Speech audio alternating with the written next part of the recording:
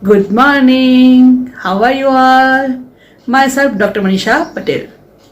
As we know that all chemical compounds found in our body are known as the biomolecules. Students, even these biomolecules are the content of protoplasm also. So we know that biomolecules may be of two types if they possess mainly carbon, hydrogen and oxygen. They are known as a organic compound. And if that main carbon, hydrogen is not present, then those compounds are known as a inorganic compound. Right? We know that organic compound possess carbohydrate, then protein,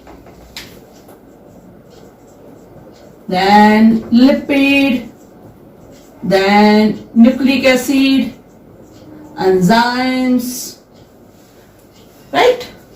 While inorganic compound mostly water and most important mineral ions. And from this mineral ions, remember 17 minerals are essential, मतलब बहुत जरूरी है in plants, and 24 minerals are essential in animals. Right? सबके बारे में हम बार बार detail में देखेंगे. Second thing, we know that कि ये जो बायोमोलिक्यूल्स है they are mainly contents of protoplasm. कैसे? तो सबसे पहले ये चीज देखो कि what is protoplasm. So you know ना animal cell and plant cell, right? तो जैसे मैंने एक सेल ड्रॉ कर लिया, राइट? सेल सेंटर में न्यूक्लियस होता है, correct? We know that what is difference between animal cell and plant cell. Okay, let me know which one is animal cell and which one is plant cell and why.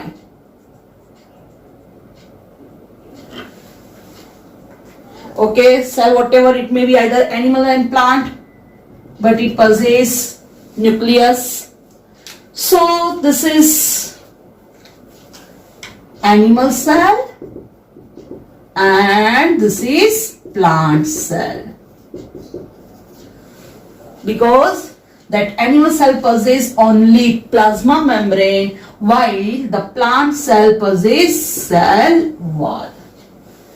Okay, so whatever the cell, either animal cell or plant cell, nucleus centre में होता है, उसमें जो होता है fluid उसको बोलते हैं न्यूक्लियोप्लाज्म. एंड सेल का जो मेन अरणा है, जो मेन पार्ट है, दैट इट कंटेन्स साइटोप्लाज्म, जिसमें सारे ऑर्गेनल्स होती है, राइट? सो सेंटर में न्यूक्लियस, जिसमें न्यूक्लियोप्लाज्म होता है, and surrounding fluid that is known as a cytoplasm. And that cytoplasm and nucleoplasm, it forms protoplasm. Remember that what is protoplasm? That cytoplasm plus nucleoplasm. तो कोई भी cell में ये चीज तो होने ही वाली है, साइटोप्लाज्म भी है, न्यूक्लियोप्लाज्म भी है, तो ऑब्वियसली उसमें सारे मैक्रोमोलिक्यूल्स होंगे. जैसे प्लाज्मा मेम्ब्रेन है, उसके स्ट्रक्चर में प्रोटीन होता है, जो ऑर्गेनल्स होती है उसमें भी प्रोटीन होता है. इवन जो सेल का साइटोप्लाज्म है उसमें बहुत सारे मॉलिक्यूल्स होते हैं. जैसे वाटर, उसका कंटेंट होता है 70 to 90%, कार्बोहाइड्रेट उसका कंसंट्रेशन 3%, प्रोटीन 10 to 15% होता है, लिपिड 2%, न्यूक्लिक एसिड सेंटर में इन न्यूक्लियस 5 to 7%, और आयंस भी होते हैं 1%. सो in animal or plant cell, whichever the cells, its cytoplasm plus nucleoplasm forms protoplasm, and that entire cell contains all type of molecules, that is, it possesses carbohydrate, protein, water, nucleic acid, lipid, right? Okay. Even remember that there are mainly carbon, hydrogen, oxygen and nitrogen components. Even when we do analysis of earth crust, the same molecules are also present in earth. Like this is simple comparison of earth crust and human body. तो elements its concentration, so hydrogen उसका concentration अर्थ में होता है 0.14, तो human body में 0.5. Same way carbon 0.03, तो human body में 18.5, oxygen 46.6, human में 65. नाइट्रोजन उसका अर्थ में कंसंट्रेशन बहुत लिटिल बहुत कम होता है, because we know that nitrogen mostly air में होता है, एंड ह्यूमन बॉडी उसका कंसंट्रेशन होता है 3.3. Same way sulphur, sodium, calcium, magnesium का कैल्शियम दिया है. सिलिकॉन का याद रखना कि वो अर्थ क्रस्ट में ज्यादा देखने मिलता है, बट ह्यूमन बॉडी में वो निग्लिजिबल है, राइट? कभी यहां से भी क्वेश्चन आ सकता है, तो उसको थोड़ा रिमेंबर कर लेना, ठीक है? Okay, so all this molecules are present in animal and plant cell also, even they are present in earth crust also. So first question arises कि how we can identify these chemicals are present or absent? How can we know that, right? So if we want to know that chemicals are biomolecules are present or not, we have to do that analysis of their chemical composition. So NCERT book में एक practical दिया है जो मैं आपको explain करने जा रही हूँ कि जैसे कार्बनिक कंपाउंड, ऑर्गेनिक कंपाउंड जो है वो है कि नहीं, कैसे उसका एनालिसिस करोगे. तो उसके लिए आपको जैसे कोई प्लांट टिश्यू लेना है, राइट, या फिर ऑर्गेनिज्म का जो मतलब कि कल्चर है वो भी ले सकते हो, राइट. जैसे मैंने ये प्लांट टिश्यू ली है, प्लांट टिश्यू को छोटे छोटे पीसेस करके उसको मॉर्टर और पेस्टल में उसको अच्छे से क्रश करो. That mortar and pastel is nothing else यार, जिसको हम खलदस्ता बोलते हैं, राइट. तो उसको अच्छे से ऐसे ऐसे ऐसे बहुत मिक्स करो. बट किस में? So most important, any tissue जिसको भी आप ले रहे हो, either it may be plant tissue और organism culture, whatever, add trichloroacetic acid. ये क्वेश्चन पूछ सकते हैं. Formula CL3CCOOH. With the help of mortar and pestle उसको प्रॉपरली मिक्स करो, राइट. अब जब आप उसको मिक्स कर रहे हो, उसके बाद उसको आपको फिल्टर करना है. तो जैसे देख सकते हो आप, ये जो ग्लास की ट्यूब है उसको जैसे इसको टेस्ट ट्यूब बोलते हैं, राइट. ये कॉनिकल फ्लास्क है, ये क्या बोलते हैं उसको, छन्नी जैसा है, राइट. ओके, यहां पे मैंने इसके अंदर कॉटन डाला है उसको फिल्टर करने के लिए. आप इसमें भी डायरेक्ट फिल्टर कर सकते हो या फिर इसमें भी कर सकते हो.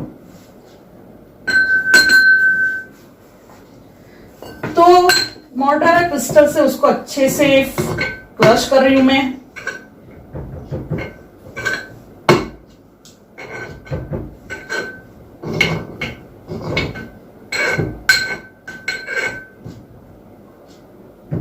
राइट, टेस्ट ट्यूब, फनल है, अंदर मैंने कॉटन डाला है और जिसकी हेल्प से मैं इसको फिल्टर कर रही हूं.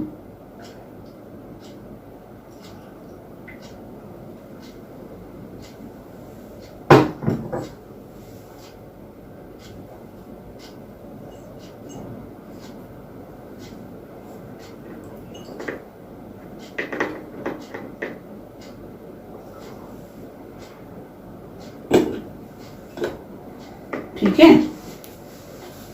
ओके. तो अभी और फिल्टर हो रहा है, मैंने थोड़ा ज्यादा ले लिया. तो आफ्टर फिल्टर फिल्ट्रेशन, आप देख सकते हो कि मेरे पास दो पार्ट बन गए। एक जो फिल्टर होके सब नीचे आ गया, जिसको हम फिल्ट्रेट बोलते हैं। जिसको हम फिल्ट्रेट बोलते हैं उसी को हम बोलते हैं एसिड सॉल्युबल फ्रैक्शन। मतलब कि जो भी पार्ट एसिड में, ये डाइल्यूट एसिड है, राइट, जो उसमें डिजोल्व है, उसमें जो उसमें सॉल्युबल है, वो फिल्टर होट के नीचे आ जाएगा, right. So this is filtrate. Remember that filtrate is known as a acid soluble fraction, right? तो जो फिल्टर होके नीचे आया, राइट, उसको बोलते हैं क्या? एसिड सॉल्युबल फ्रैक्शन, बिकॉज वो एसिड में सॉल्युबल है तो वो नीचे आ गया है।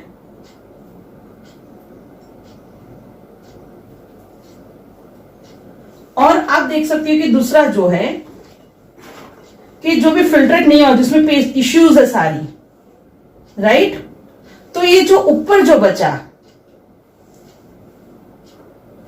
तो ऊपर जो बच रहा है, जो फिल्ट्रेशन नहीं हुआ, राइट, तो ऊपर जो बचा उसको बोलते हैं रिटेंटेट, राइट। रिटेंटेट मतलब कि ऑब्वियसली जो पार्ट्स एसिड में सॉल्युबल नहीं हुए वो ऊपर रह गए, that is acid insoluble.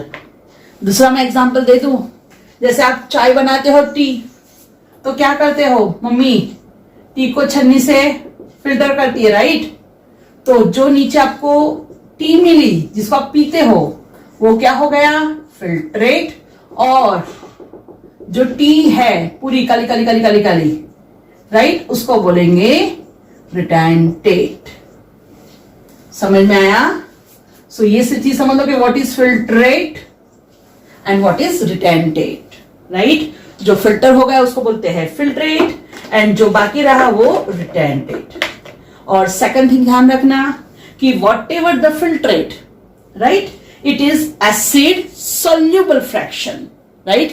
And most important, whatever the left, that is retentate, which is acid insoluble. Got it? Okay. Now देखो, अब आप देख सकते हो इजीली कि यहाँ पे रिटेंटेंट बचा है। समझ में आ रहा है? देखो नीचे रहा है, ठीक है। So this is about acid soluble and acid insoluble. What is filtrate and what is retentate? ठीक है? Okay. Now, most important, that filtrate part, and that is retentate. So remember that filtrate part, it contains acid soluble fraction, while the retentate possess acid insoluble fraction, right?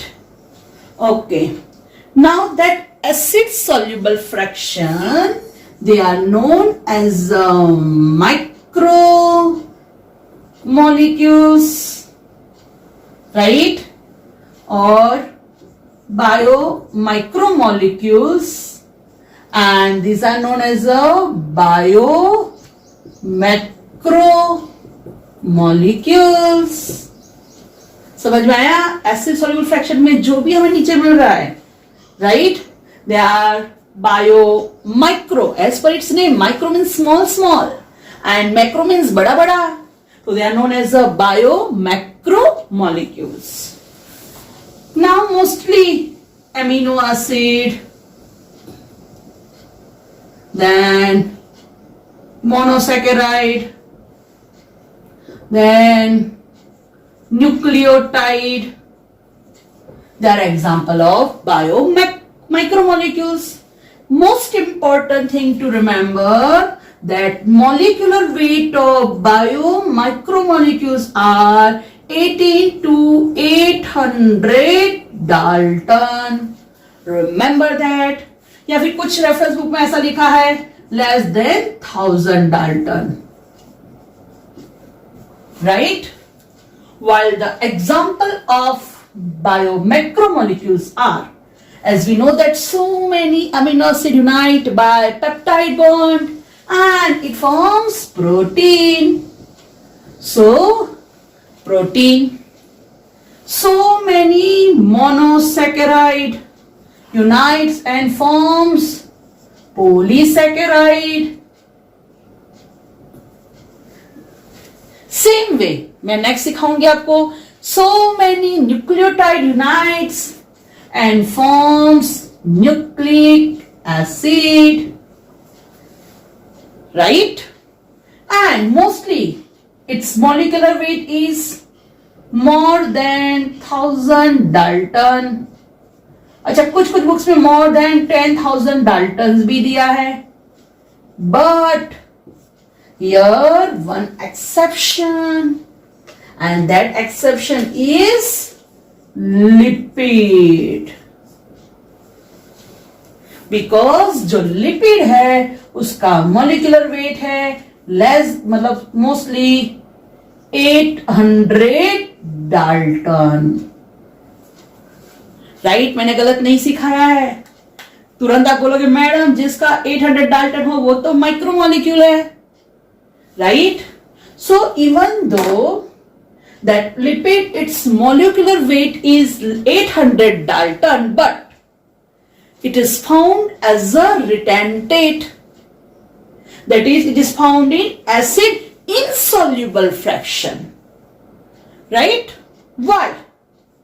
तो next मैं आपको explain करूंगी कि भाई जो lipid है उसके structure में फैटी एसिड एंड ग्लिसरॉल होता है. इन structure of lipid it contains fatty acid and glycerol.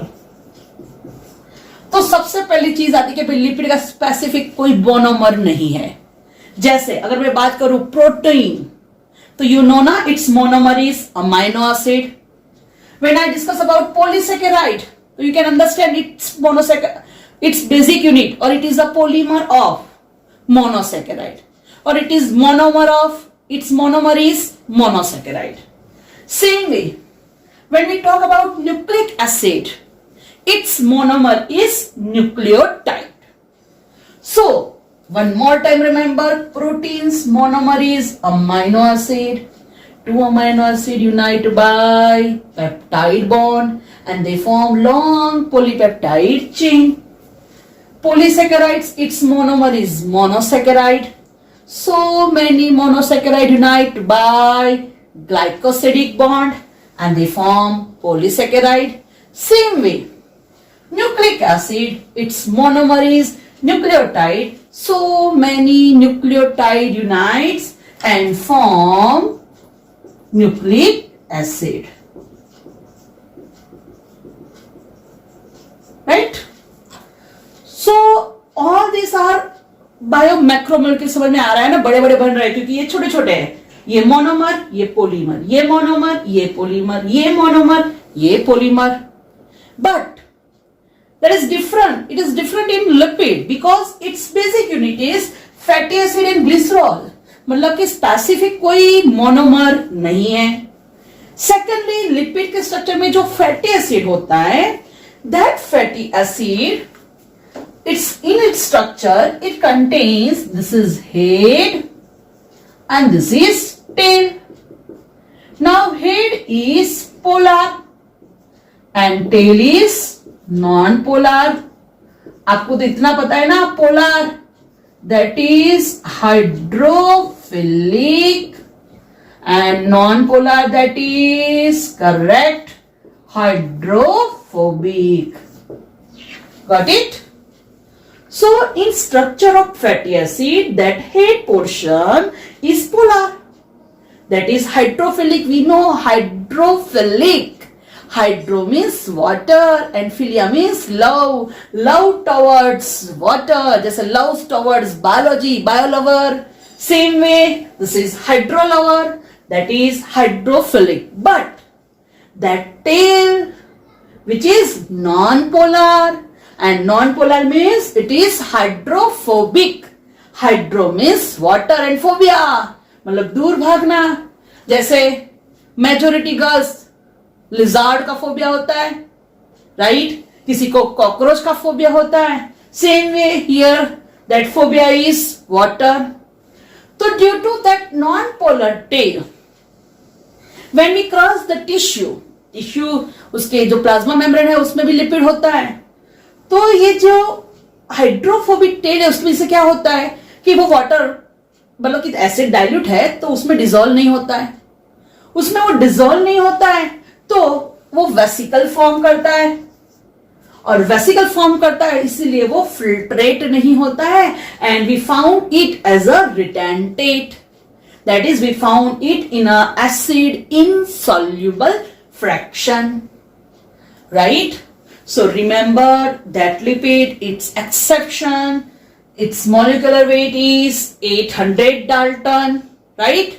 So this is most important. What is acid soluble fraction? What is acid insoluble fraction? What are micromolecules? What are macromolecules? And according to its name, yeah, we know that micro मतलब small. Small में क्या आएगा? Monomer. Monomer कौन से? Amino acid, monosaccharide, nucleotide. और जो छोटा है उसका weight भी छोटा होगा. तो micromolecules का weight है 18 to 800 Dalton, and that macromolecules majority its weight more than 1000 Dalton. That exception is lipid, and its molecular weight is 800 Dalton. Got it? Okay, remember that. So by this way we can analyze the chemicals or organic compounds which are present in tissue. तो ये तो हो गई organic की बात. चलो madam ये तो समझ में आ गया कि ऑर्गेनिक कंपाउंड्स क्या है और कैसे उसका एनालिसिस होता है. But what about inorganic compounds? So that inorganic compounds है उसका भी एनालिसिस हो सकता है by S analysis test. अच्छा S मतलब एशराई नहीं है, डोंट वरी.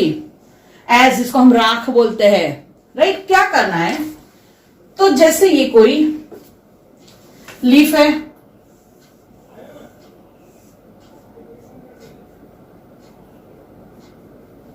तो भी लीफ को आप वेट करोगे तो उसका वेट थोड़ा ज्यादा ही आएगा, जिसको उसका बोलेंगे वेट वेट. वेट मतलब गीला, अभी वो फ्रेश. अब यही वे जो लीफ है अगर आप उसको टेम्परेचर की फेंक दो तो वो धीरे धीरे थोड़ा ड्राई हो जाएगा.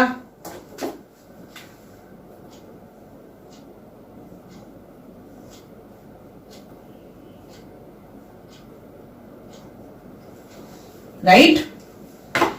ये ड्राई हो जाएगा, उसको और टेम्परेचर की इफेक्ट दो तो जलने लगेगा.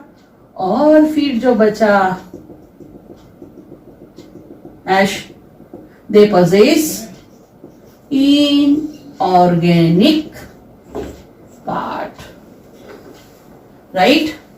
और ये जो इनऑर्गेनिक पार्ट है it contains mainly inorganic ions like calcium, magnesium, potassium, right? And it also contains inorganic compound, that is salts, PO4 minus 3 phosphate, sulfate, SO4 minus 3, then NaCl, sodium chloride, CoCO3, calcium carbonate, right? So this is about how inorganic compound can be analyzed. So remember what is macromolecules, what is micromolecules. ठीक है? In next lecture मैं आपको carbohydrate and protein वो थोड़ा detail में पढ़ाऊंगी. Okay, thank you.